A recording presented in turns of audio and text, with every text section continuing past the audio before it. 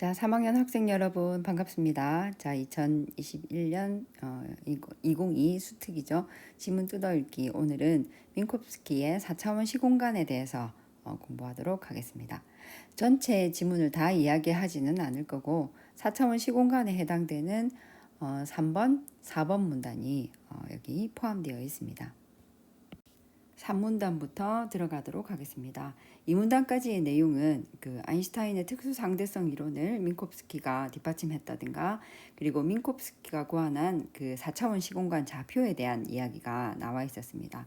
그 마지막 문단 내용을 조금 잘라뒀는데 4차원 시공간에서 거리가 무엇일까라고 그 질문을 하면서 끝이 났습니다. 자, 그 앞에 문단에도 나와 있었지만 4차원에서는 시간이 포함된 그런 개념입니다. 민콥스키는 그 우리가 사는 세상이 시간하고 공간이 합쳐진 개념이라고 봤던 거죠.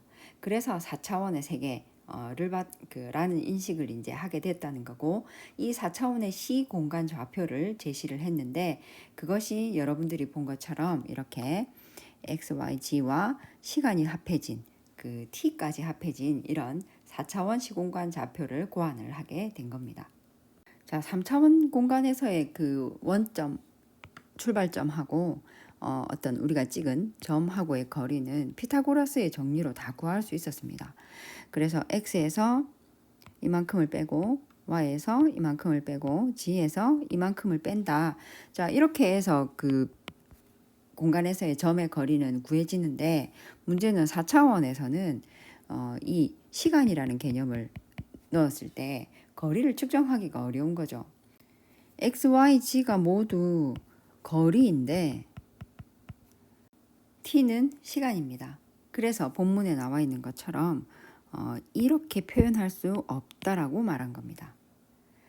4차원 시공간에서 거리를 구하기 위해서는 이 거리의 단위 x, y, g 같은 거리의 단위와 이 시간의 단위가 다르기 때문에 단위를 통일할 필요가 있었던 거죠. 그래서 끝에 붙어있는 이 t의 속도, 빛의 속도 c를 곱한 다음에 제곱했을 때 마이너스 1이 되는 허수 i를 곱해준 겁니다. 우리가 중학교 때 배운 것처럼 시간에 속도를 곱하면 거리가 나오죠. 그래서 시간이 원래는 시간이었는데 마지막에 붙어있던 이 시간을 나타내는 것이 속도를 곱하게 되면서 거리로 보정이 된 겁니다. 그리고 그 보정값을 반영했을 때 식은 이렇게 됩니다. 자, 아까 나온 것처럼 빛의 속도와 시간 이 둘을 곱한 값이 되는 거죠. 그리고 여기 있는 이 속도와 시간은 실제 하는 그 시간이 아니기 때문에 허수 i를 곱하게 됩니다. 그리고 이 허수 i는 제곱했을 때 마이너스 값으로 밖으로 나오게 되는 거죠. 자, 그래서 식은 이렇게 펼쳐지게 됩니다. 자, 이 값이 바로 4차원 시공간에서 원점과 우리가 찍은 그 점의 거리가 된다는 겁니다. 그리고 여기서 중요한 것이, 자, 이 두 개의 거리가 앞번 문단에 나왔던 3차원 공간상에서 이 두 점 사이의 거리와 빛이 시간 t 동안 가는 거리가 만약에 같다면, 자, 어떻게 해서 같을 수 있냐 하면 이 CT의 값하고 여기서 앞에 나왔던 이 값하고 만약에 이거 두 개가 같아진다면 마이너스 때문에 0으로 만들어질 수 있는 거죠. 그래서 그 거리가 0이라는 겁니다. 자, 다시 여기 나와 있는 앞에 나와 있는 이 값과 뒤에 CT의 제곱값이 만약에 같다면, 자, 0이 될 수 있는 거죠. 그래서 4차원 시 공간에서 이 점과 이 점 사이의 거리가 0이 된다는 겁니다. 자, 4문단에서는 이에 대한 예를 통해서 설명을 해 두었습니다. 자, 빛의 속도로 30분 거리에 있는 행성의 표면에서 폭발 사건이 일어났다고 가정했을 때, 자, 지구에서 망원경으로 그 사건을 관측하고 있습니다. 그러면 여기 지구에서 행성의 폭발을 우리가 관측한다고 합시다. 자, 행성은 지금 폭발을 한 상태입니다. 자, 그 사건을 관측하고 있는데 지구에서 나는 이걸 언제 봤냐면 오전 11시 30분에 봤습니다. 그런데 행성에서 지구까지 빛이 도달하는 것이 30분이 걸린다면 행성은 오전 11시 정각에 폭발을 한 거죠.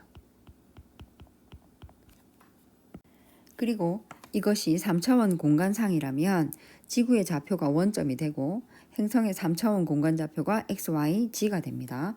자, 그래서 지구에서의 관측하고 행성의 폭발을 다시 4차원 시공간으로 표시를 한다면 각각 지구에서는 이렇게 표시가 되고 행성의 폭발은 이 시간에 이렇게 폭발을 하는 게 됩니다. 그런데 이 두 사건이 4차원 시공간에서 동시 사건일 때, 자, 우리는 분명히 11시 30분에 이 폭발을 봤지만 실제로 이 폭발이 일어나고 난 다음에 내가 다시 뒤에 그 폭발을 본 게 아니죠. 우주의 전체적인 그 시각에서 본다면 폭발은 한 번만 일어난 겁니다. 이때.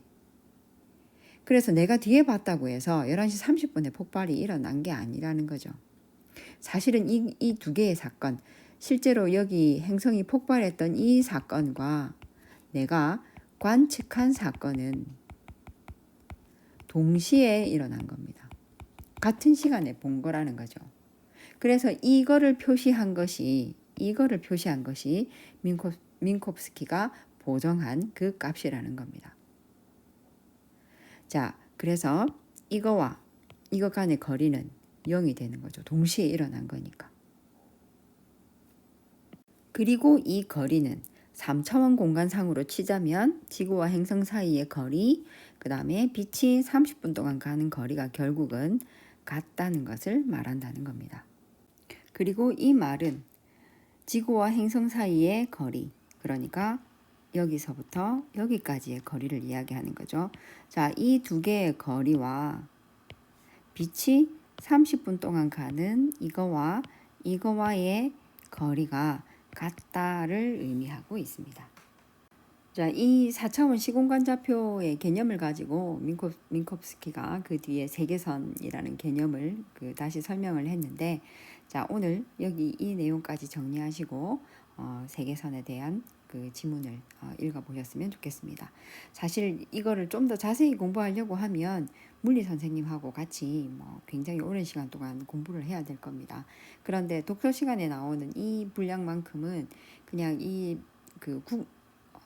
제시되어 있는 이 지문 수준으로, 지문에 나와 있는 정보를 정확하게 읽는 수준으로 공부를 해두시면 더 좋겠습니다. 사실 물리 지식을 갖고 이 지문을 읽으면 훨씬 쉽게 읽었었겠지만 보통 그렇지 않은 경우가 많기 때문에 국어적으로 문장을 가지고 이 내용을 이해하는 그런 수준이면 문제는 충분히 풀어나가실 수 있습니다. 자, 고생하셨습니다.